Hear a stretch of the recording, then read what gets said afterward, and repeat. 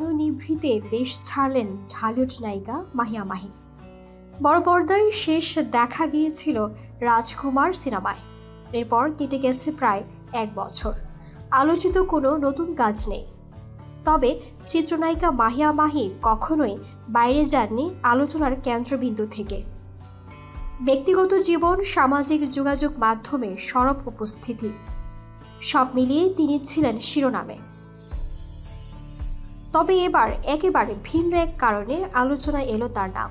নীরবে নিভৃতে দেশ ছেড়েছেন এই ঢালিউড নায়িকা। গন্তব্য যুক্তরাষ্ট্রের নিউ ইয়র্ক।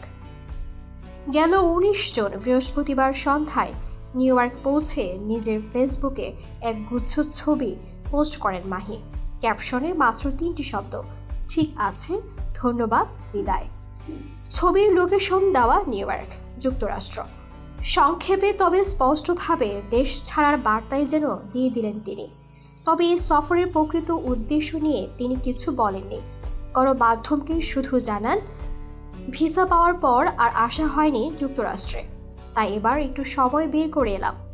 বাচ্চা তো দেশে আছে, ঘুরে ফিরে আবার যাব। চলচ্চিত্রে মাহির যাত্রার শুরু ভালোবাসার রং দিয়ে 2012 সালে। এরপর একে একে উপহার দিয়েছেন অগ্নি, পুরামন, অন্যরকম ভালোবাসা, অবতার এর মতো দর্শক নন্দিত চলচ্চিত্র। নিজের প্রাঞ্জল অভিনয় আর সাবলীল অভিব্যক্তির জন্য খুব দ্রুত জায়গা করে নিয়েছেন ঢালিউডের প্রথম সারির নায়িকাদের তালিকায়। সম্প্রতি চলচ্চিত্রে অনিয়মিত হলেও আলোচনায় ছিলেন নানা কারণে।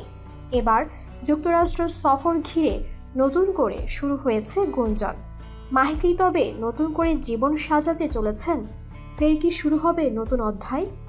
তবে আপাতত এসব প্রশ্নের জবাব সময়ই দেবে।